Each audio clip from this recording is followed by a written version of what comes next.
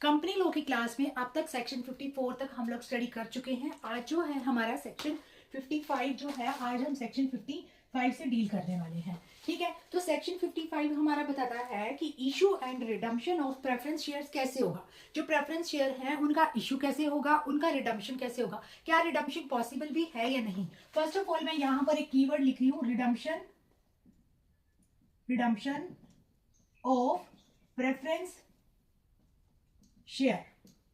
ठीक है, ये हमारा जो है टाइटल है सेक्शन 55 का। तो यहां पर कहता है कि जो इसका सब क्लोज 1 है ना, सेक्शन 55 का सब क्लोज 1 हमें बताता है कि जो भी कंपनी लिमिटेड बाय शेयर है, जो भी कंपनी लिमिटेड बाय शेयर है, वो क्या करेगी, यहां पर इरिडीमेबल शेयर को इशू नहीं करेगी। क्या करेगी वो? इरिडीमेबल शेयर को इशू नहीं करेगी। ठीक है, क्यों? By the companies act 1956। क्योंकि 1956 वाला कंपनी एक्ट ये कहता है कि जो इरिडीमेबल शेयर है ना, इनका कोई भी वर्थ नहीं है, मतलब इनका कोई भी बेनिफिट नहीं है। इसलिए जो भी कंपनी लिमिटेड बाय शेयर है वो इरिडीमेबल शेयर को इश्यू नहीं करेगी। अब इसी का दूसरा सब क्लोज आ जाइए। दूसरा हमें बताता है कि रिडम्पशन ऑफ रिडीमेबल शेयर क्या होगा। तो यहां पर ये कहता है कि कंपनी जो लिमिटेड बाय शेयर है, यानी इसी कंपनी की बात हो रही है, जो भी कंपनी लिमिटेड बाय शेयर है वो रिडीमेबल शेयर को इशू कर सकती है, रिडीमेबल शेयर को इशू कर सकती है। ठीक है, ये आ गया सब क्लोज 2 सेक्शन 55 का ही। और यहां पर कह रहा है कि लेकिन इसको जो है, जो कंपनी लिमिटेड बाय शेयर है रिडीमेबल शेयर इशू कर सकती है, लेकिन बट विथ कंडीशंस। अब यहां पर कुछ कंडीशंस दे रखे हैं कि कुछ कंडीशंस के साथ जो है company limited by share redeemable share issue कर सकती है, लेकिन इरिडीमेबल शेयर इशू नहीं करेगी। अब वो कंडीशंस क्या है? पहली कंडीशन ये है कि जो भी कंपनी रिडीमेबल शेयर को इशू करेगी, एक तो उसको ऑथराइजेशन मिला होना चाहिए, मतलब वो ऑथराइज होनी चाहिए by the article of association. Article of association क्या होता है? ऑब्जेक्ट ऑफ द कंपनी होता है, कंपनी कैसे चलेगी वो सब मेंशन होता है। तो उसमें ये मेंशन होना चाहिए कि कंपनी जो है रिडीमेबल शेयर को इशू कर सकती है। ये है इसका पहली कंडीशन की कंपनी ऑथराइज्ड बाय एसोसिएशन होना चाहिए, तभी वो इशू कर सकती है। जैसे यहां पर एक एग्जांपल दे रखा है कि एक मेदांता हेल्थ केयर लिमिटेड है, ठीक है, वो प्लान करती है कैपिटल रेज करने के लिए through the issue of preference share.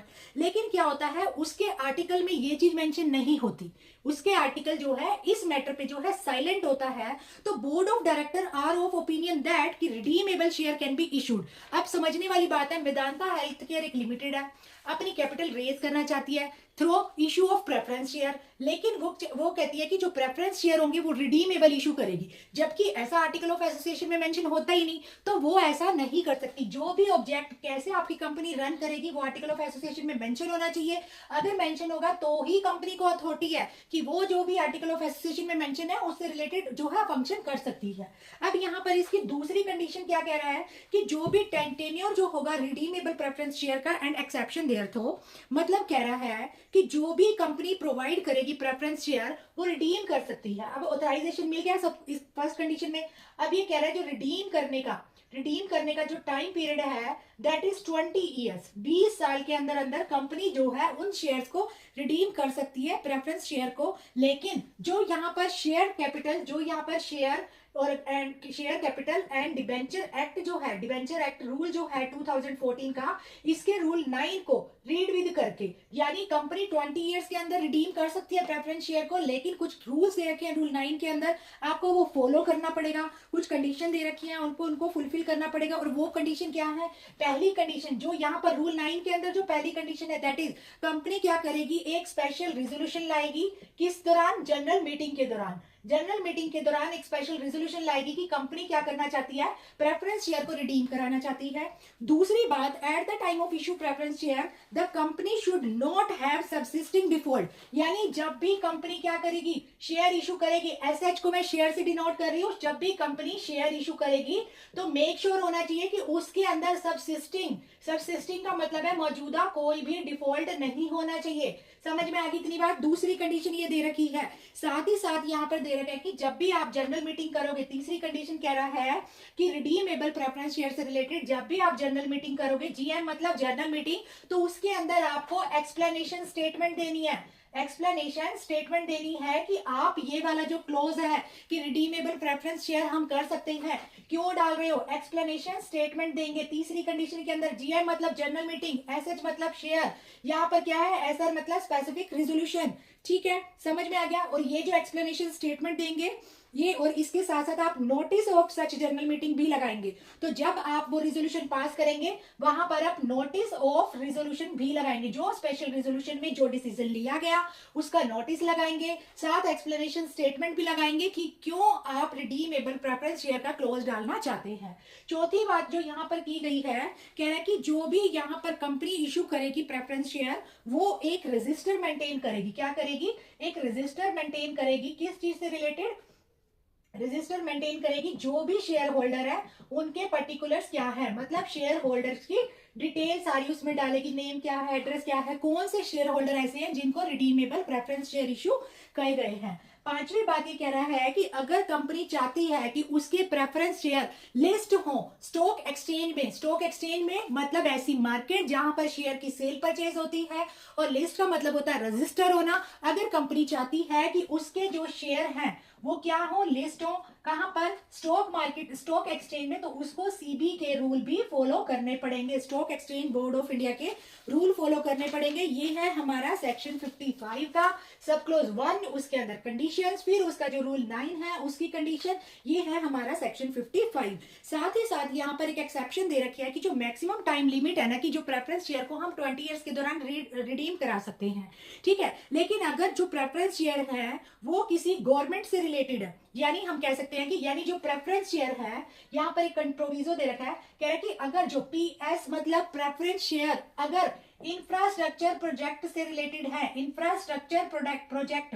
अब इंफ्रास्ट्रक्चर प्रोजेक्ट कौन से होते हैं फ्रेंड्स, जैसे मान लो हाईवे बनाना, ठीक है, रोड बनाना, कोई एयरपोर्ट बनाना, हाईवे हो गया, एयरपोर्ट हो गया, रोड बनाना। अगर जो प्रेफरेंस शेयर इंफ्रास्ट्रक्चर प्रोजेक्ट से रिलेटेड है तो ऐसे शेयर के लिए आपको प्रेफरेंस शेयर को रिडीम कराने का टाइम पीरियड 20 से लेकर 30 ईयर्स दिया जाता है। 20 से 30 ईयर्स तक आप उन शेयर को रिडीम कराएंगे, और जब तक आप रिडीम नहीं कराते, ठीक है, जब तक आप रिडीम नहीं कराते तो आपको यहाँ पर 10% एनुअली क्या देना पड़ेगा, 10% यहाँ पर एनुअली शेयर का जो है अमाउंट यहाँ पर प्रोपोर्शनेट बेसिस पे दिया जाएगा।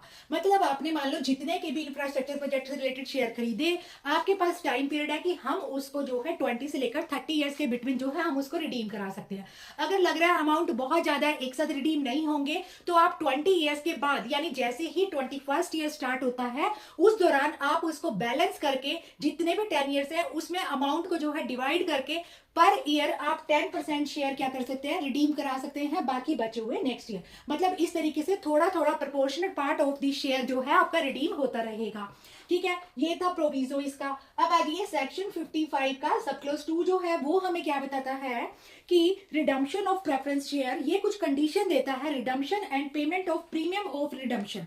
कहता है कि अब आपको रिडम्पशन का प्रोसीजर दे दिया, अब अगर मान लो जो हम रिडम्पशन करा रहे हैं अगर उस पर कोई प्रीमियम भी हुआ तो उसके लिए क्या माना जाएगा, तो कहता है preference share shall be redeem out of. कह रहा है कि जो भी प्रेफरेंस शेयर है वो कहां, अब देखो कंपनी अगर अपने शेयर वापस ले रही है उसको पैसा तो देगी, तो पैसा कहां से देगी, वही है यानी रिडीम करने का जो रिडीमेबल प्रीमियम है वो कहां से दिया जाएगा, यानी उसका जो प्रॉफिट है कहां से दिया जाएगा। पहली बात वो कह रहा है जो भी प्रॉफिट कंपनी डिविडेंड के लिए रखती है उसके लिए जो है उसमें से दिया जाएगा। डिविडेंड पता होता है ना, प्रॉफिट का हिस्सा जो होता है कंपनी का, जो शेयर होल्डर को या मेंबर्स को दिया जाता है। तो अगर कंपनी के पास ऐसा प्रॉफिट है जो उसने डिविडेंड के लिए रखा गया है तो उसमें से शेयर को रिडीम करेगी। दूसरा क्या कर सकती है, प्रोसीड कर सकती है फ्रेश इशू ऑफ शेयर। दूसरा क्या कर सकती है, ऑलरेडी हमारे पास एक पर्सन है, हमारे पास उसके पास प्रेफरेंस शेयर है, हम उसको रिडीम कराना चाहते हैं, लेकिन बदले में हमें क्या करना पड़ेगा, उसको अमाउंट देना पड़ेगा। अब हमारे पास अमाउंट है नहीं, मनी है नहीं, तो हम क्या करेंगे, उसको फ्रेश शेयर इशू कर देंगे। क्या करेंगे, फ्रेश शेयर इशू कर देंगे, ताकि जो रिडीमेबल शेयर का जो अमाउंट हो वो क्या हो जाए, बैलेंस हो जाए। क्या हो जाए, वो बैलेंस हो जाए। समझ में आ गई इतनी बात। अब आ जाइए, share to be redeem shall be fully paid. कई बार ऐसा होता है कि जो शेयर है उसको हम ऐसे भी रिडीम करा सकते हैं कि ऑलरेडी हमने उसकी पेमेंट कर दी है, ठीक है। यानी ऐसे शेयर जो जिसकी फुल पेमेंट हो रखी है उनको भी हम क्या कर सकते हैं, रिडीम करा सकते हैं। शेयर जिनकी फुल पेमेंट हो रखी है उसको भी रिडीम कराया जा सकता है, ठीक है, सेक्शन 55 के सब क्लॉज 2 के अंदर। और जहां पर कह रहा है कि मान लो share are propose to be redeem out of the profit of the company, ये प्रॉफिट था डिविडेंड का, या तो इसमें से रिडीम कराएंगे, दूसरा या तो उनको और शेयर दे देंगे, उनके जो अमाउंट हमें पे करना है उसके बदले हम उनको शेयर और दे देंगे,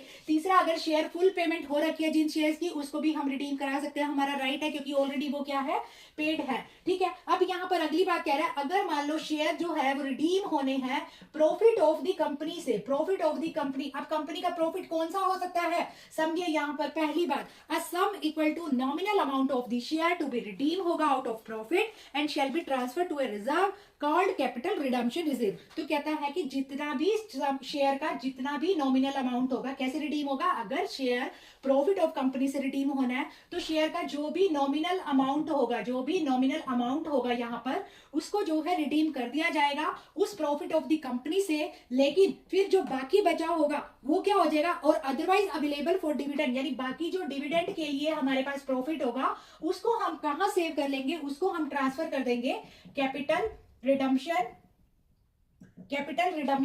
रिजर्व में, हम उसको क्या कर देंगे, सेव कर लेंगे। समझ में आ गया, कंपनी का वही प्रॉफिट था जो डिविडेंड के लिए रखा हुआ था, इसमें से हम रिडीमेबल अमाउंट शेयर का जो है पेमेंट करेंगे, जो बच जाता है उसको हम कैपिटल रिडम्पशन ऑफ रिजर्व में रख देंगे। दूसरी बात कहता है जो अमाउंट टू द क्रेडिट होगा कैपिटल रिजम्पशन रिजर्व में वो भी मेंटेन किया जाएगा सेम सेंसिटिविटी के साथ जैसे कि पेड अप शेयर कैपिटल। अब जो हमारे पास शेयर जब हम इशू करते हैं, जब शेयर इशू करते हैं उसके बदले जो हमारे पास फंड आता है उसको हम क्या बोलते हैं, शेयर कैपिटल, ठीक है।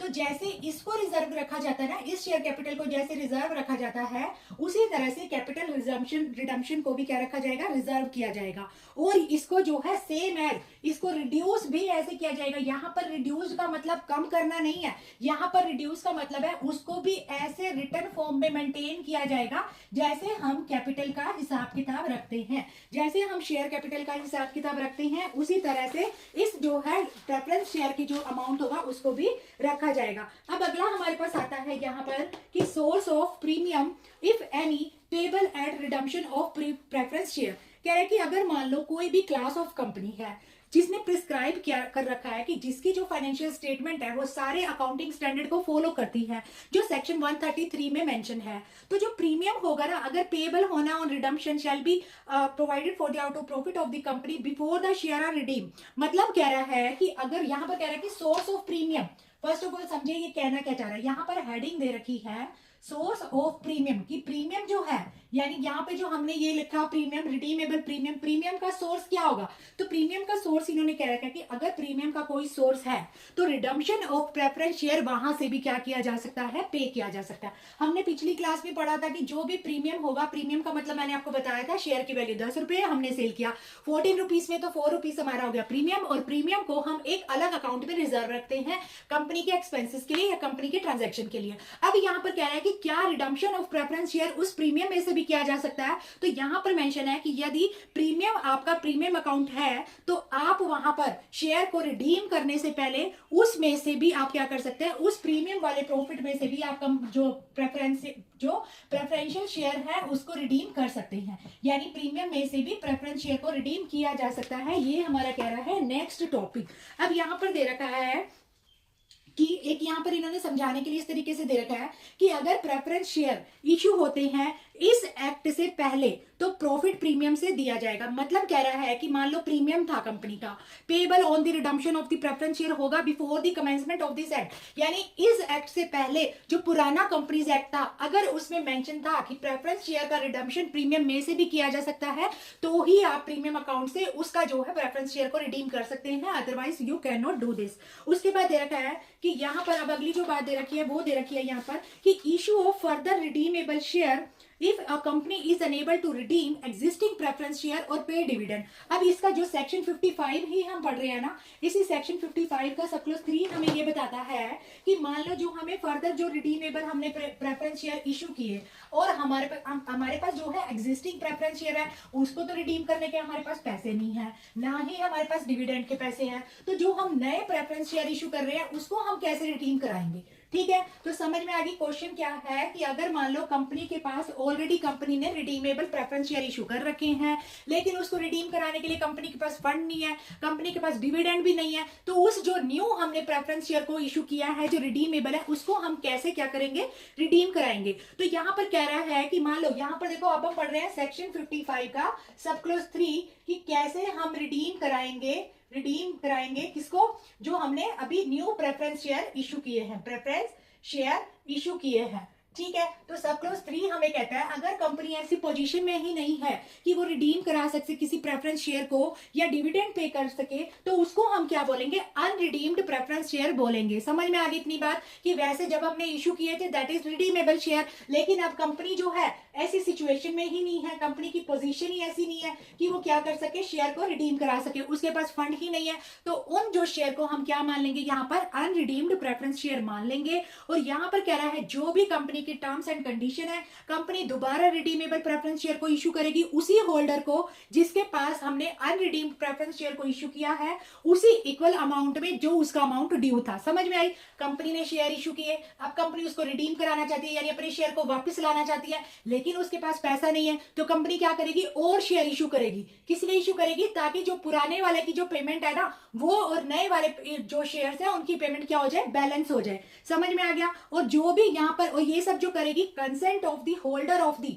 3/4 in value of the such unredeemed preference share में करेगी, और अप्रूवल भी लेगी ट्रिब्यूनल ऑन ए पिटीशन। अब समझो यहाँ पर देखो ये क्या कह रहा है, कंपनी ने रिडीमेबल प्रेफरेंस शेयर इशू किए, कंपनी की पोजीशन ऐसी थी कि कंपनी के पास फंड नहीं था, तो उसने क्या किया, और दोबारा से उसने क्या कर दिया, रिडीमेबल शेयर इशू कर दिए, यहाँ पर रिडीमेबल शेयर इशू कर दिए, ताकि जो उसके पहले, अब ये जो है जिसको कंपनी के पास फंड नहीं था, रिडीम नहीं करा पा रही थी, इसको कंपनी ने क्या नाम दे दिया, अनरिडीम्ड प्रेफरेंस शेयर बोल दिया इसको। अब ये हो गया अनरिडीम्ड प्रेफरेंस शेयर। अब ये जो अनरिडीम्ड प्रेफरेंस शेयर थे, इनकी जो भी वैल्यू थी उसके 3/4 वैल्यू का, उसकी 3/4 वैल्यू का हिसाब लगाकर उसी होल्डर की कंसेंट से कि जो तेरे शेयर की कीमत थी उसकी हम 3/4 वैल्यू देंगे, साथ ही साथ कंपनी क्या करेगी, उसके साथ ही साथ यहाँ पर उसको रिडीमेबल शेयर इशू कर देगी। समझ में आई इतनी बात, यानी जो शेयर की वैल्यू थी उसका 3/4 वैल्यू निकालकर उतनी वैल्यू में उसको दोबारा से रिडीमेबल शेयर इशू कर देगी उसी होल्डर को जिसके पास अनरिडीमेबल शेयर थे। समझ में आ गई। लेकिन इसके लिए क्या करेगी कंपनी, यहाँ पर अप्रूवल लेगी, यहाँ पर एक ट्रिब्यूनल का अप्रूवल भी लिया जाएगा, ट्रिब्यूनल का अप्रूवल भी लिया जाएगा। कंपनी अपनी सिचुएशन बताएगी कि वो किस सिचुएशन में है, अप्रूवल जो होगा बाय पिटीशन लिया जाएगा। ऐसे नहीं कि जाके खड़े हो जाओ कि हमें इस बात की सहमति चाहिए, आप बकायदे एक पिटीशन, एक एप्लीकेशन लगाएंगे, तब आप उसको क्या है, उसमें कंसेंट लेंगे और उस शेयर को अप्रूव कराएंगे। अब आ रही है यहाँ पर सब सेक्शन 4 जो है सेक्शन 55 का, talking about utilisation of CRR amount. CRR amount का मतलब होता है कैपिटल, यहाँ पर है capital redemption reserve, capital redemption reserve. अब ये क्या होता है, इसको समझो। ये कह रहा है जो कैपिटल रिडम्पशन रिजर्व हमने अकाउंट बनाया था ना, मैंने आपको बताया था यहाँ पर कि जो भी हम रिडीम कराएंगे शेयर को, उसका जो फंड आएगा उसको हम एक अलग से जो है अकाउंट में सेव करेंगे और उसको हम कैपिटल रिडम्पशन रिजर्व बोलेंगे। उसमें अप्लाई किया जाएगा इन paying up unissued share of the company, जो इशू किए होंगे फुल्ली पेड बोनस शेयर। अब ये कहता है जो कैपिटल रिजर्व रिडम्पशन रिजर्व जो अकाउंट है, इस अकाउंट को अप्लाई किया जाएगा। कहाँ इसका यूज किया जाएगा, जो इसके अंदर शेयर को रिडीम कराने के बाद अमाउंट आया है उसका क्या यूज किया जाएगा, उसका यूज जो भी बोनस शेयर होंगे, बोनस शेयर को पे करने के लिए किया जाएगा। बोनस शेयर मैंने आपको बताया था ना, जब भी किसी कंपनी में किसी एम्प्लॉय ने बहुत अच्छा काम किया, कंपनी उससे खुश होकर उसको कोई रिवॉर्ड देना चाहती है, रिवॉर्ड के बदले उसको बोनस देती है, लेकिन बोनस में पैसे के बदले वो उसको क्या कर देती है, शेयर इशू कर देती है। अब वो जो बोनस शेयर होंगे वो कैपिटल रिडम्पशन रिजर्व से पे किया जाएगा। समझ में आ गई इतनी बात। अब आ जाइए यहाँ पर हमारे नेक्स्ट सेक्शन पर, that is section 59 which is talking about transfer and transmission of security and the allied provision, मतलब ट्रांसफर और ट्रांसमिशन ऑफ सिक्योरिटी और उससे रिलेटेड प्रोविजन सेक्शन 56 से यहाँ पर सेक्शन 56 से 59 तक हम डील करेंगे इस बारे में। फर्स्ट ऑफ ऑल हम समझते हैं कि transfer and transmission of security या interest of member in company क्या होता है। जब भी हमें सिक्योरिटी को ट्रांसफर करना हो, सिक्योरिटी को ट्रांसफर का मतलब क्या हो गया, सिक्योरिटी मतलब share and stock, share and debenture. अब उसको ट्रांसफर करना मतलब किसी को इश्यू करना। उसके लिए हमारा पहला प्रोसीजर क्या है, सबसे पहले हमें क्या कराना पड़ेगा, हमें जो है हमारी जो ट्रांसफर ऑफ सिक्योरिटी है उसको रजिस्टर कराना पड़ेगा।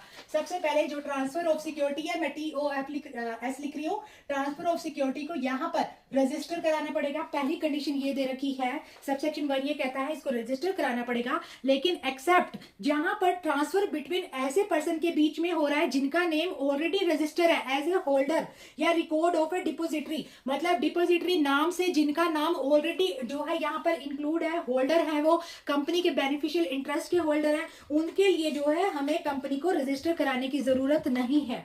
दूसरी बात, जो इंटरेस्ट ऑफ मेंबर होगा इन दी कंपनी, उनके पास in the case of company having no capital, कहता है कि ऐसे मेंबर जो ऑलरेडी कंपनी के होल्डर हैं, कंपनी के बेनिफिशियल इंटरेस्ट के होल्डर हैं, उनके लिए हमें सिक्योरिटी को ट्रांसफर करने के लिए रजिस्टर कराने की भी जरूरत नहीं है। और भले ही कंपनी के पास शेयर कैपिटल है या नहीं, उनका जो है interest of member in the company रहेगा ही रहेगा, ठीक है। और यहां पर कह रहा है कि ओनली इफ, यदि फॉलोइंग कंडीशन फुलफिल हो जाती है रजिस्ट्रेशन से पहले, तो ही आप सिक्योरिटी को क्या करोगे, ट्रांसफर करोगे। समझ में आ गई इतनी बात। अब कौन सी कंडीशन है यहाँ पर, कहा ट्रांसफर ऑफ सिक्योरिटी रजिस्टर होनी चाहिए, रजिस्ट्रेशन से पहले कुछ कंडीशन है, लेकिन बट बिफोर रजिस्ट्रेशन यहाँ पर क्या कंडीशन जो है हमारी कंप्लीट होनी चाहिए, वो हमारी कहता है कि सबसे पहले the instrument of transfer executed होगा by both the transfer and transferee. Instrument of transfer का मतलब है जो भी सिक्योरिटी हमें ट्रांसफर करनी है उसको एग्जीक्यूट का मतलब उसको रिप्रेजेंट किया जाएगा बाय द दोनों मेंबर, एक जो ट्रांसफरर है जो कर रहा है, ठीक है, और ट्रांसफरी जिसको ये सिक्योरिटी मिल रही है, वो आ गया। दूसरी बात यहाँ पर कह रहा है इंस्ट्रूमेंट के अंदर, यहाँ पर दूसरी बात कह रहा है जो भी यहाँ पर इंस्ट्रूमेंट होगा उसके अंदर क्या क्या होना चाहिए, उसके अंदर नेम होना चाहिए, एड्रेस होना चाहिए और ऑक्यूपेशन होना चाहिए उस मेंबर का। तीसरी बात कहता है कि उसके ऊपर ड्यूली स्टैम्प्ड भी लगी होनी चाहिए कंपनी की, और डेट भी डली होनी चाहिए जिस दिन उस सिक्योरिटी को एग्जीक्यूट किया जा रहा है। फोर्थ बात यहाँ पर कह रहा है कि द इंस्ट्रूमेंट ऑफ ट्रांसफर जो है एसएच फॉर्म नंबर 4, इसमें एक फॉर्मेट होगा। तो यहाँ पर ट्रांसफर ऑफ सिक्योरिटी का जो फॉर्मेट है, ट्रांसफर ऑफ सिक्योरिटी का फॉर्मेट इस फॉर्म में होना चाहिए, ये चौथी कंडीशन है। और पांचवी बात यहाँ पर कह रहा है कि जो भी इंस्ट्रूमेंट डिलीवर किया जाएगा कंपनी को along with this certificate relating to share, transfer होगा 60 days from the date of execution. जैसे ही इन दोनों मेंबर ने अपनी सिक्योरिटी को एग्जीक्यूट किया कि वो क्या करना चाहते हैं, इस सिक्योरिटी को ट्रांसफर कराना चाहते हैं, उसके अंदर वो क्या लिखेंगे, यहाँ पर नेम, एड्रेस और ऑक्यूपेशन लिखेंगे, स्टैंप होगी, और सेक्शन 4 शेयर 4 फॉर्मेट के अकॉर्डिंग जो है इसका जो है फॉर्मेट होगा, इस फॉर्म में ये क्या करेंगे, अपनी एप्लीकेशन को लगाएंगे। तो यहाँ पर कह रहा है कि ये वाला जो काम है ना 60 डेज के अंदर अंदर, यहाँ पर लिमिटेशन पीरियड दे रखा है कि इंस्ट्रूमेंट डिलीवर हो जाना चाहिए कंपनी के पास, 60 डेज के अंदर डिलीवर हो जाना चाहिए इंस्ट्रूमेंट ट्रांसफर ऑफ सिक्योरिटी का। साथ ही इसके सर्टिफिकेट रिलेटिंग टू, यहाँ पर सर्टिफिकेट रिलेटिंग टू शेयर भी लगा होना चाहिए। Relating to share, certificate relating to share का मतलब क्या है, आपके पास ओनरशिप है इन शेयर की तभी आप उसको ट्रांसफर कर रहे हो। अगर आपके पास सर्टिफिकेट ऑफ शेयर नहीं है तो आपके पास अलॉटमेंट लेटर होना चाहिए कि आपके पास यहाँ पर अथॉरिटी है कि आप अपनी सिक्योरिटी किसी को भी अलॉट कर सकते हो। समझ में आ गई। सेक्शन 56 का सब क्लोज 1 ये हमने पढ़ा। अब आगे आ जाइए सेक्शन 2 सबसेक्शन 1 का प्रोविजो यहाँ पर दे रखा है। कहते हैं कि यहाँ पर अब ये हमने कंडीशन दे दी कि कैसे आप कंपनी के पास ट्रांसफर ऑफ सिक्योरिटी को कैसे रजिस्टर कराएंगे। रजिस्ट्रेशन से पहले ये कंडीशन फुलफिल होनी चाहिए, देन आपको रजिस्टर कराना है। और प्रोविजो यहाँ पर दे रखा है कि यदि मान लो instrument of transfer has been lost या डिलीवर, अब आपको टाइम पीरियड दे दिया, अभी 60 दिन के अंदर अंदर कंपनी के पास इंस्ट्रूमेंट भेजो। अगर मान लो आपसे लॉस्ट हो गया है, ठीक है, या फिर आपने डिलीवर ही नहीं किया, लॉस्ट हो गया है या डिलीवर ही नहीं किया, डिलीवर्ड नॉट, तो यहाँ पर within the prescribe period the company में register the transfer on such term as to indemnity as the board में थिंक। तो क्या करेगी यहाँ पर कंपनी उसको ऐसे रजिस्टर करेगी, अगर मान लो लॉस्ट हो जाता है या डिलीवर नहीं किया तो कंपनी उसको कैसे रजिस्टर करेगी, कंपनी उसको रजिस्टर करेगी कि on such term as indemnity as the board में थिंक, कि अगर इसका कोई भी, इंडेमनिटी का वर्ड मतलब क्या होता है, इंडेमनिटी का मतलब होता है कि अगर आपका कोई भी लॉस हो जाता है तो उसकी अगर कोई थर्ड पर्सन रिस्पॉन्सिबिलिटी लेता है तो वो उसको क्या कहते हैं, इंडेमनिटी, यानी किसी पर्सन के लॉस को कवर करना, दैट इज इंडेमनिटी। तो यहाँ पर कंपनी उसको ऐसे रजिस्टर करेगी कि अगर इसकी जो भी इंडेमनिटी है वो कौन फुलफिल करेगा, बोर्ड करेगा, और बोर्ड के अंदर कौन आते हैं, डायरेक्टर ऑफ दी कंपनी आते हैं। ये था सेक्शन 56 का सब क्लोज 1 उसका प्रोविजो। अब आ जाइए यहाँ पर सब सेक्शन 3 क्या कहता है। सेक्शन 56 का सब क्लोज 3 जो है ये हमें बताता है कि transfer of partially paid share on an application of transferor alone, read with rule 11 of the share capital and debenture rule 2014। मतलब कह रहा है कि जहां पर एप्लीकेशन लगाई सिर्फ ट्रांसफरर ने, हमने यहाँ पे लगाया सिक्योरिटी को रजिस्टर करने के लिए, दोनों को एग्जीक्यूट करना पड़ेगा, ट्रांसफर को भी ट्रांसफर को भी। अब यहाँ पर क्या हुआ, सिर्फ ट्रांसफरर ने ही एप्लीकेशन लगाई, जिसको जो है सिक्योरिटी इशू करनी है सिर्फ उसी ने ही एप्लीकेशन लगाई और पार्शली पेड कर दिया शेयर को। ट्रांसफरर ने एप्लीकेशन लगाई ट्रांसफर सिक्योरिटी के और पार्शली पेड शेयर की लगाई। यहाँ पर पार्शली पेड शेयर यानी शेयर की पूरी कीमत नहीं मिली है उसे, ठीक है, तो कंपनी उसको जो है रजिस्टर नहीं करेगी, कंपनी उसको रजिस्टर नहीं करेगी, क्योंकि कंपनी पार्शली पेड शेयर को रजिस्टर नहीं करती। यहां पर कंपनी रजिस्टर नहीं करेगी क्योंकि वो पार्शली पेड शेयर है, और जब तक कि कंपनी को company has given A notice, लेकिन कंपनी उसको रजिस्टर नहीं करेगी, इसके लिए कंपनी SH5 फॉर्मेट का फॉर्म यहाँ पर इस फॉर्म में नोटिस देगी, किसको, ट्रांसफरर को। फिर transferee has given no objection to the transfer, अगर ट्रांसफरी कहता है यहाँ पर, अगर ट्रांसफरी कहता है कि उसको कोई ऑब्जेक्शन नहीं है, नो ऑब्जेक्शन, तो कंपनी पार्शली शेयर को भी क्या कर देगी, रजिस्टर कर देगी। हमने पढ़ा दो यहाँ पर पार्टी है, मेंबर है, ट्रांसफर एंड ट्रांसफरी, दोनों सिक्योरिटी को ट्रांसफर कराने के लिए एग्जीक्यूट करेंगे। अगर कोई एक पर्सन करता है, सिर्फ ट्रांसफर करता है और ये कहता है कि शेयर की पार्शली पेमेंट आई हुई है, तो कंपनी उसको रजिस्टर नहीं करेगी जब तक कि SH5 फॉर्मेट की फॉर्म में ट्रांसफरी के पास जो है नोटिस ना गया हो, और ट्रांसफरी के पास जब नोटिस जाएगा तो वो नो ऑब्जेक्शन का एक सर्टिफिकेट देगा, किसके अंदर, विद इन 2 वीक, तो इसको कोई ऑब्जेक्शन नहीं है, 2 वीक के अंदर वो उसका क्या करेगा, रिप्लाई करेगा, तो कंपनी उस पार्शली पेड शेयर को भी क्या कर देगी, रजिस्टर कर देगी। अब यहाँ पर दे रखा है कि full exemption from condition lay down by subsection 1 transfer of security held by nominee of the government. कह रहे हैं कि अगर मान लो ट्रांसफर ऑफ सिक्योरिटी किसी नॉमिनी ऑफ गवर्नमेंट के थ्रू हो रहा है, यानी ट्रांसफर ऑफ सिक्योरिटी कौन कर रहा है, गवर्नमेंट का कोई नॉमिनी कर रहा है, तो उसको जो है सेक्शन 56 की सब क्लॉज 1 की कंडीशन फुलफिल करने की भी जरूरत नहीं है, उसको फुल एग्जाम्पशन दी जाएगी। Partial exemption in respect of transfer of bond issue by government, उसको किस किस चीज की एग्जाम्पशन दी जाएगी, पार्शियली तो दी जाएगी कि वो गवर्नमेंट की तरफ से कोई भी बॉन्ड इशू कर सकता है। बॉन्ड मतलब क्या होता है, कोई भी कॉन्ट्रैक्ट हो गया, एग्रीमेंट हो गया, इसको हम बोल देते हैं जिसके अंदर टर्म्स एंड कंडीशन होती है। बॉन्ड एक्चुअली कॉन्ट्रैक्ट होगा which is legally enforceable by law होता है। और दूसरी बात यहाँ पर कहता है कि सर्टिफिकेट रिलेटिंग टू बॉन्ड भी यहाँ पर डिलीवर किया जाएगा कंपनी को, जो गवर्नमेंट का नॉमिनी होगा वो बॉन्ड इशू कर सकता है, यहाँ पर सर्टिफिकेट ऑफ बॉन्ड भी किसको दिया जाएगा, कंपनी को डिलीवर किया जाएगा। समझ में आ गई इतनी बात। और यहाँ पर दे रखा है कि कंपनी के पास यहाँ पर जो पावर टू रजिस्टर, यहाँ पर कोई रिक्वायरमेंट नहीं है प्रायर इंस्ट्रूमेंट ऑफ ट्रांसफर की कि ड्यूली स्टैंप होना चाहिए, एग्जीक्यूट होना चाहिए। मतलब जो भी गवर्नमेंट का नॉमिनी है ना वो सबसेक्शन 1 को फुलफिल करेगा, ना वो सबसेक्शन 2 को फुलफिल करेगा, वो सीधा डायरेक्ट बॉन्ड इशू कर सकता है, उसका सर्टिफिकेट इशू कर सकता है, किसी स्टैंप की जरूरत नहीं है, किसी भी चीज की जरूरत नहीं है। अब आ जाइए यहाँ पर सेक्शन 56 का सब क्लोज 2, ये हमें क्या बताता है, सेक्शन 56 का सब क्लोज 2 हमें बताता है कि power to register transmission not affected by section 56 sub close 1 and subsection 2। कहता है कि power of company to register यहाँ पर ट्रांसमिशन इफेक्ट नहीं करेगा by the condition imposed by subsection 1। कहता है कि अब आपने हमें कहा कि जो यहाँ पर जो गवर्नमेंट का नॉमिनी होगा उसको सेक्शन 1 की कंडीशन को फुलफिल करने की जरूरत नहीं है, तो ये पूछ रहे क्या उससे कोई इफेक्ट तो नहीं पड़ेगा, उससे सिक्योरिटी के ट्रांसमिशन पे कोई भी इफेक्ट नहीं पड़ेगा, ये वाली बात कही जा रही है। दूसरा यहाँ पर कह रहा है कि कंपनी के पास पावर है, वो रजिस्टर कर सकती है ट्रांसमिशन ऑफ राइट को, अगर वो रिसीव करती है कोई ऐसी इंफॉर्मेशन ऐसे पर्सन से जिसका राइट ट्रांसमिट हो रहा है, there is no need for submission of instrument of transfer in case of transmission.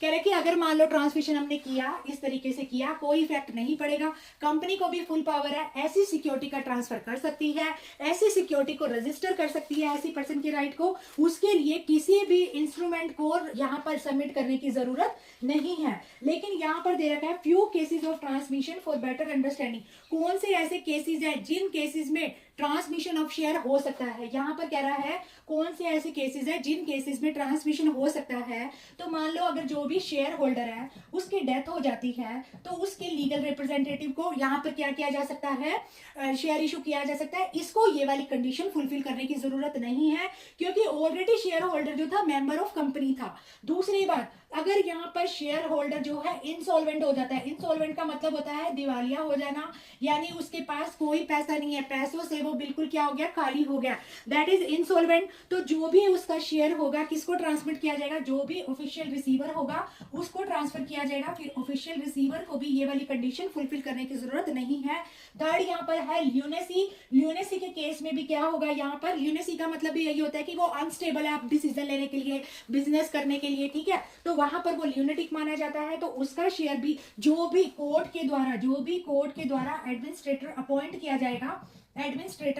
जाएगा, उसको क्या कर दिया जाएगा, ये शेयर जो है इशू कर दिया जाएगा बिना सबसेक्शन 1 और 2 की कंडीशन को फुलफिल किए। अब यहाँ पर आ रहा है time period for delivery of certificate. Subsection 4 हमें ये बता रहा है, सबसेक्शन 2 हमने पढ़ा, इसके अंदर हमने कंडीशन पढ़ी और यहाँ पर ये दे रखा है कि सबसेक्शन, अब इसके बाद हमें 4 दे रखा है। सबसेक्शन 4 क्या होता है यहाँ पर, सबसेक्शन 4 सेक्शन 56 का सबसेक्शन 4 हमें ये बताता है टाइम पीरियड क्या है डिलीवरी ऑफ सर्टिफिकेट की। अब कौन से डिलीवरी ऑफ सर्टिफिकेट की, जब हम सिक्योरिटी को ट्रांसफर करना चाहते हैं हम उसको कंपनी के थ्रू रजिस्टर कराएंगे। अब कंपनी के थ्रू जब हम उसको रजिस्टर कराएंगे तो कंपनी क्या करेगी, हमें एक शेयर सर्टिफिकेट इशू करेगी। अब वो शेयर सर्टिफिकेट जो इशू ऑलरेडी भी जब हम शेयर को परचेज करते हैं तो कंपनी क्या करती है, एक सर्टिफिकेट इशू करती है जिससे ये होता है कि हमारी इस कंपनी में ओनरशिप है। तो यहाँ पर सेक्शन 56 का सब क्लॉज 4 हमें टाइम पीरियड बताता है कि किस केस में कौन सा सर्टिफिकेट इशू किया जाएगा, ठीक है, क्या टाइम पीरियड होगा।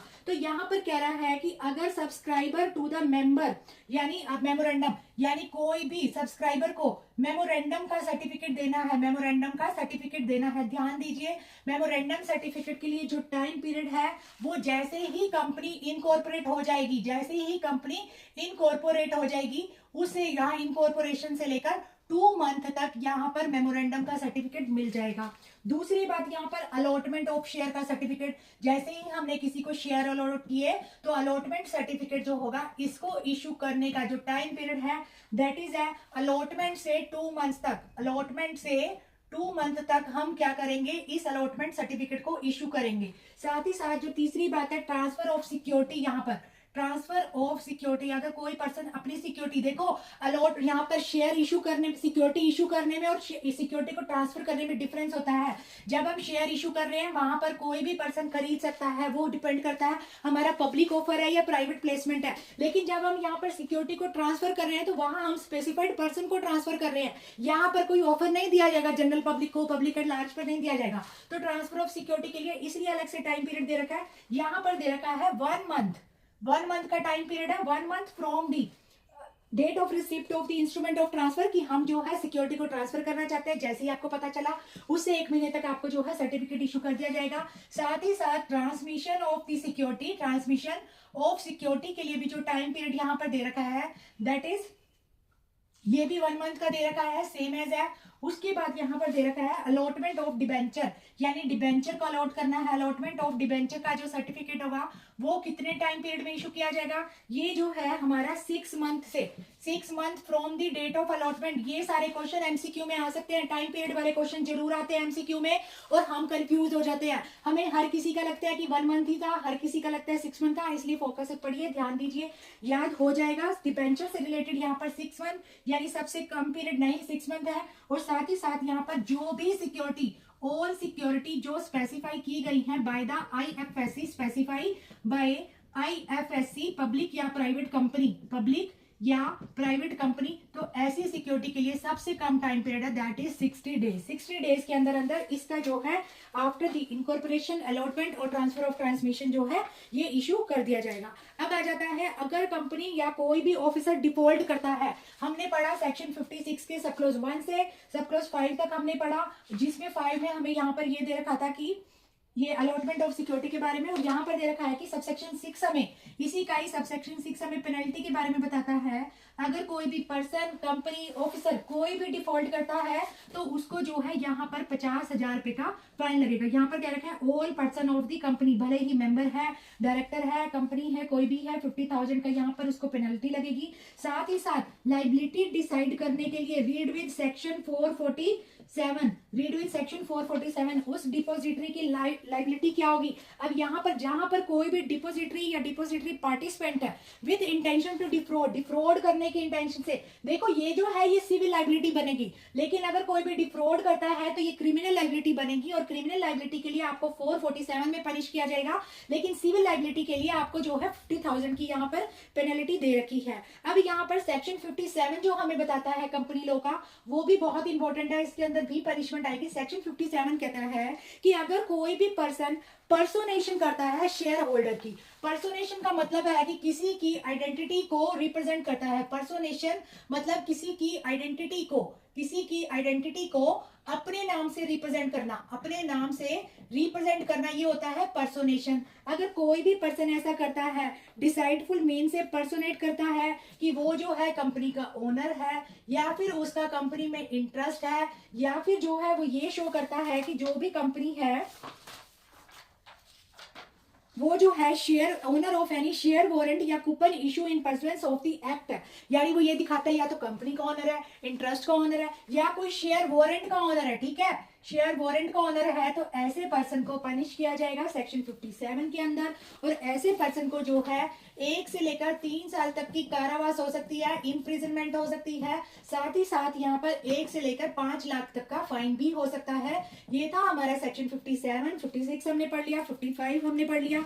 अब हम चलते हैं आगे, कौन सा सेक्शन है हमारे पास, सेक्शन 58 को हम पढ़ रहे हैं। सेक्शन 58 कहता है कि क्या कोई रिफ्यूज भी कर सकता है रजिस्ट्रेशन के लिए, या फिर अपील कर सकते हो आप उसके अगेंस्ट, यानी आप सिक्योरिटी को ट्रांसफर कराने के लिए गए, सिक्योरिटी को रजिस्टर कराने गए, क्या उसके रजिस्ट्रेशन के लिए कोई रिफ्यूज भी कर सकता है। अगर कोई रिफ्यूजल करेगा तो क्या आप अपील भी लगा सकते हैं। तो यस फ्रेंड्स, यहाँ पर गिवन है कि शेयर जो होते हैं वो मूवेबल प्रॉपर्टी होती है, इसलिए हम उसको ट्रांसफर तो कर ही सकते हैं किसी भी शेयर होल्डर के द्वारा, क्योंकि जो ट्रांसफर ऑफ शेयर जो है वो एक शेयर होल्डर का एब्सोल्यूट राइट होता है और इनहेरेंटली वेस्टेड होता है। जैसे ही उसको कंपनी के अंदर शेयर के बदले ओनरशिप मिलती है, उसको साथ ही साथ ये वेस्टेड राइट मिल जाता है कि आप अपनी सिक्योरिटी को ट्रांसफर कर सकते हो। अगर no case article can take away the right, किसी भी केस में आर्टिकल ऑफ एसोसिएशन भी किसी भी पर्सन से उसका ये राइट वेव नहीं कर सकता, छीन नहीं कर सकता। लेकिन कह रहा है कि जो पब्लिक कंपनी के शेयर होते हैं ना, उसको तो हम फ्रीली ट्रांसफर कर लेते हैं, लेकिन जो प्राइवेट कंपनी होती है उसके लिए हमें जो है, यानी यहाँ पर कह रखा है कि रिफ्यूजल, यहाँ पर रिफ्यूजल ऑफ शेयर ट्रांसफर, ठीक है। तो यहाँ पर कह रहा है कि जो पब्लिक कंपनी है वो तो क्या कर सकती है, इजीली ट्रांसफर कर सकती है, लेकिन जो प्राइवेट कंपनी है उसको अपनी सिक्योरिटी को ट्रांसफर करने के लिए सेक्शन 68 सबसेक्शन 2 का सब क्लॉज 1 को क्या करना पड़ेगा, फॉलो करना पड़ेगा, क्योंकि ये रिस्ट्रिक्ट करता है, ये कहता है कि अगर article of association of private company के अंदर कुछ सर्टेन काइंड की रिस्ट्रिक्शन लगा रखी है ट्रांसफरेबिलिटी ऑफ द शेयर से, तो you have to follow that, आपको सारी वो कंडीशन फॉलो करनी पड़ेगी। जिसमें पहली कंडीशन ये आती है कि जब भी कोई भी प्राइवेट कंपनी अपने शेयर को ट्रांसफर करना चाहती है तो सबसे पहले वो क्या करती है, कंपनी के जो बाकी मेंबर होते हैं, होल्डर होते हैं, उनको प्री एम्प्टिव राइट देती है। यानी अगर कंपनी की सिक्योरिटी बिक रही है तो सबसे पहला राइट कंपनी के मेंबर का ही होगा। कंपनी के मेंबर, कंपनी के जो शेयर होल्डर है, जो भी पर्सन कंपनी से रिलेटेड है, पहला राइट उन्हीं का होगा। ये हमें बताता है सबसे पहले। दूसरा सेक्शन 58 हमें ये भी बताता है कि इसके अंदर प्रोसीजर दे रखा है कि अगर कंपनी जब रिफ्यूज करती है आपकी ट्रांसफर ऑफ सिक्योरिटी को रजिस्टर करने के लिए, तो आप यहां पर अपील भी लगा सकते हैं। पहले तो ये हमें बताता है पब्लिक कंपनी इजिली ट्रांसफर कर सकती है, प्राइवेट कंपनी को इस रूल को फॉलो करना पड़ता है। पहला एक इसने इंपॉर्टेंट रूल बता दिया, सबसे पहला राइट कंपनी के मेंबर, कंपनी के शेयर होल्डर का होगा। उसके बाद अगर ये लोग एग्री नहीं करते देन आप अपनी सिक्योरिटी को जो है ट्रांसफर कर सकते हो कहीं भी। अब ये कहता है इसी के अंदर कि अगर मान लो आपको रिफ्यूज किया जा रहा है, अगर कोई एक्सेप्शन नहीं नहीं है, कोई रिस्ट्रिक्शन नहीं है, फिर भी आपके रजिस्ट्रेशन को अगर रिफ्यूज किया जा रहा है, registration refuse then refusal then you can appeal, तो आप क्या कर सकते हो, अपील कर सकते हो। अब अपील क्या करोगे, अपील के लिए सबसे पहले सब सेक्शन 1 आपको ये बताता है कि अगर private company limited by share है, उसको रिफ्यूज किया जा रहा है रजिस्टर के लिए,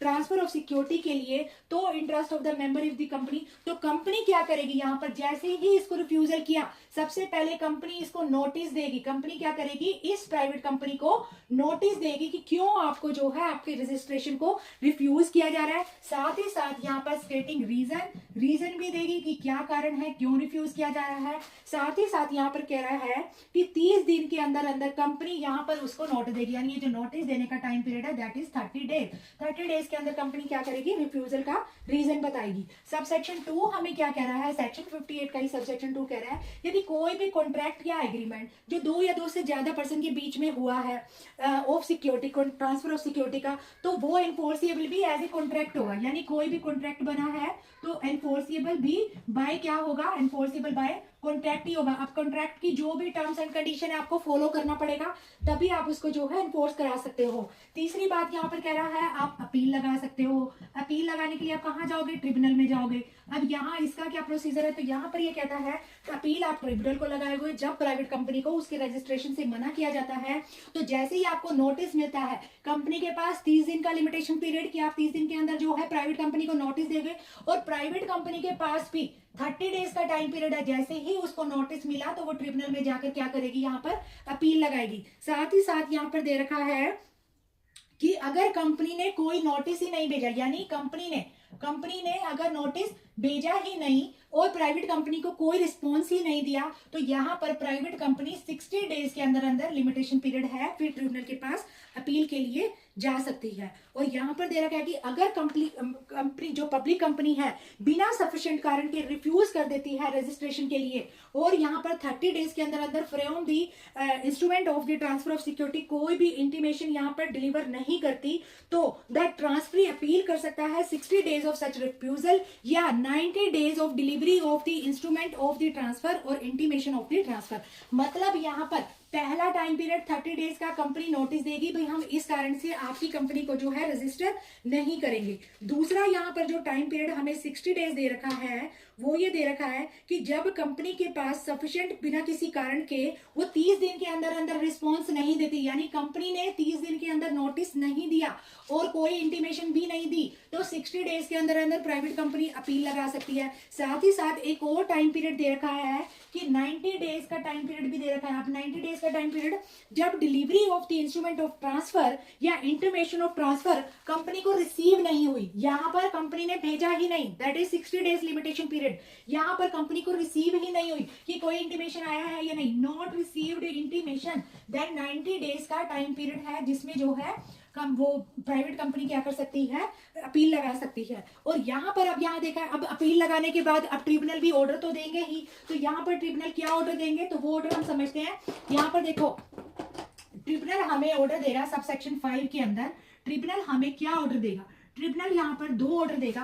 पहला ऑर्डर देगा कि इस कंपनी को रजिस्टर कर दिया जाए। पहला ऑर्डर क्या देगा, कहता है कि यहाँ पर मान लो जब ट्रिब्यूनल अपील कर रही है, अपील को डील कर रही है, तो या तो वो अपील को क्या कर देगी, उसका ट्रिब्यूनल का ऑर्डर पहला या तो अपील को क्या कर देगी, डिसमिस कर देगी, ठीक है। दूसरी बात, अगर डिसमिस नहीं करती तो यहाँ पर कंपनी को ऑर्डर देगी, ऑर्डर दिया जाएगा पब्लिक कंपनी को कि प्राइवेट कंपनी का जो है ट्रांसफर ऑफ सिक्योरिटी है उसको रजिस्टर किया जाए, ठीक है। या फिर तीसरी बात, अगर कोई भी डिफॉल्ट है तो रेक्टिफिकेशन ऑफ द रजिस्टर किया जाए और साथ ही साथ कंपनी को डैमेजेस भी पे की जाए। तो कंपनी को ऑर्डर देगी या तो इसको रजिस्टर करो, अगर रजिस्टर कर दिया है, कोई रेक्टिफिकेशन है तो रेक्टिफिकेशन करो, साथ ही साथ जो भी डैमेजेस बनती हैं यहाँ पर प्राइवेट कंपनी की डैमेजेस भी पे करो। ये था यहाँ पर ट्रिब्यूनल के द्वारा order in the favour of private company, ठीक है। अब यहाँ पर कहता है कि अब यहाँ पर क्या हुआ, कंपनी ने यहाँ पर क्या किया, अभी यहाँ पर ट्रिब्यूनल ने ऑर्डर दे दिया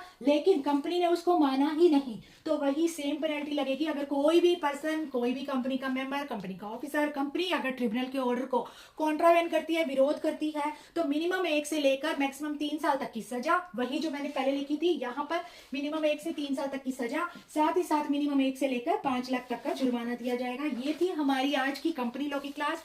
आई होप आप सबको समझ में आया होगा, इतने अच्छे से आपको पढ़ाया है। मिलेंगे नेक्स्ट क्लास में, बने रहिए law with advocate Kavita channel पर हर लॉ की क्लास के लिए, कंपनी लॉ की बाकी क्लासेस के लिए। आई होप कि पूरा जो आपका एग्जाम है सितंबर में, उससे पहले हम कंपनी लॉ को फिनिश कर देंगे। साथ ही साथ बहुत जल्द जीसीए और आईओएस की क्लास भी आने वाली है। चैनल को सब्सक्राइब कर लीजिए ताकि आने वाली क्लास की नोटिफिकेशन आप सबको मिल जाए। Thank you.